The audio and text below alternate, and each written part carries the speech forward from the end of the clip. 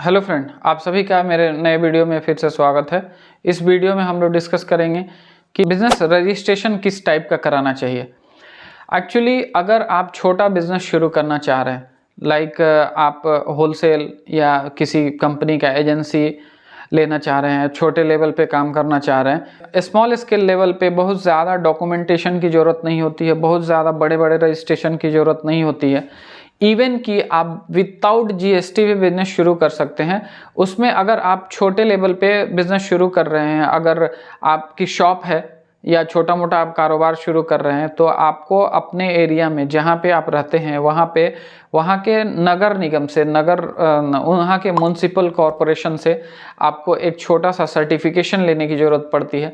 Ji, shop and establishment act के अंतर्गत आपको एक सर्टिफिकेशन लेने की ज़रूरत पड़ती है, जिसके बेसिस पे आपका करेंट अकाउंट खुल जाएगा और आप का बिजनेस रजिस्टर्ड हो जाएगा, गवर्नमेंट रिकॉर्ड में आ जाएगा। इसमें आपको जीएसटी लेने की ज़रूरत नहीं पड़ती। अगर आपका ट्रांजैक्शन, आपका एनुअल टर्नओवर 40 लाख से बिलो होना चाहिए, मतलब 20 लाख से बिलो आपका इन होना चाहिए और 20 लाख से बिलो आपका आउट होना चाहिए, मतलब अंडर 40 है आपके, और अदर स्टेट को सप्लाई नहीं कर सकते हैं।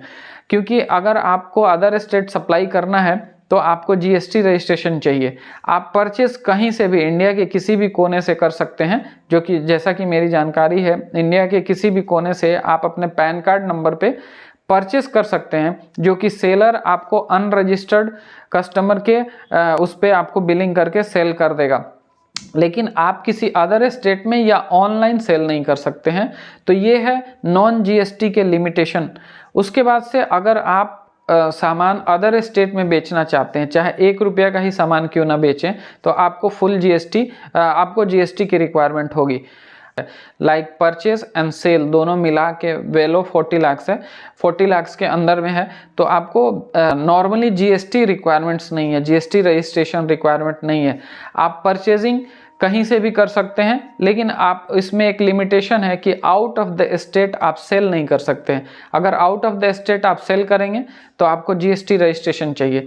और आप 1 रुपये का भी ऑनलाइन सेल नहीं कर सकते हैं। ऑनलाइन सेल करने के लिए आपको जीएसटी रजिस्ट्रेशन चाहिए।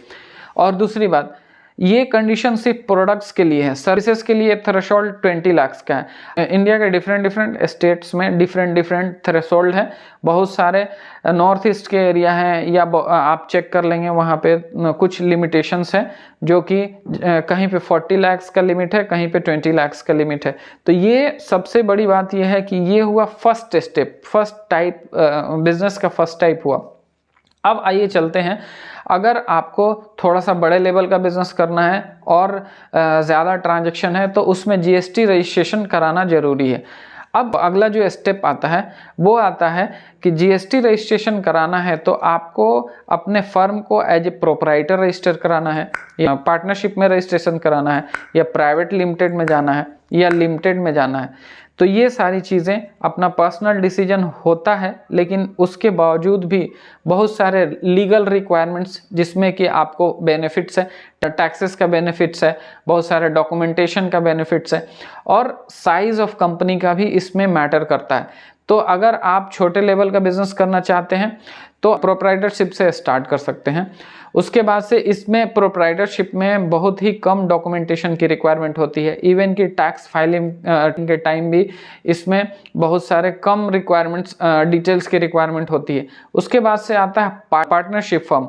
तो पार्टनरशिप फर्म के अपने क्राइटेरिया हैं जो प्रोप्राइटरशिप में लगता है। जैसे प्रोप्राइटरशिप में इंडिविजुअल का सारा डिटेल्स लगता है, केवाईसी लगता है, और एड्रेस प्रूफ लगता है जहाँ पे आप एस्टेब्लिशमेंट को चलाना चाह रहे हैं। उसके बाद से आपको जीएसटी मिल जाता है।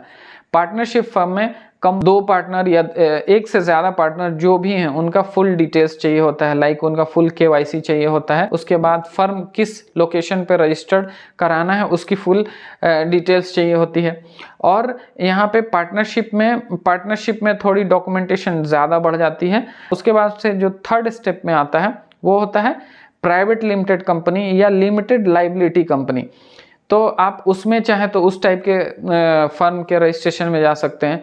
फिर प्राइवेट लिमिटेड के बाद, प्राइवेट लिमिटेड में 1 से ज़्यादा डायरेक्टर्स होते हैं। तो डायरेक्टर का कॉन्सेप्ट प्राइवेट लिमिटेड कंपनी के कॉन्सेप्ट में आता है। यहाँ से डायरेक्टरशिप और सीईओ और डिफरेंट जो बड़े बड़े पोजीशन की रिक्वायरमेंट होती है, यहाँ से अब शुरू होती है।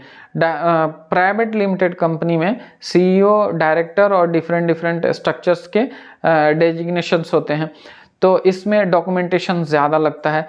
और इन सारे जैसे प्रोप्राइटरशिप, पार्टनरशिप और प्राइवेट लिमिटेड में कुछ अच्छी बात है तो कुछ निगेटिव पॉइंट्स भी हैं।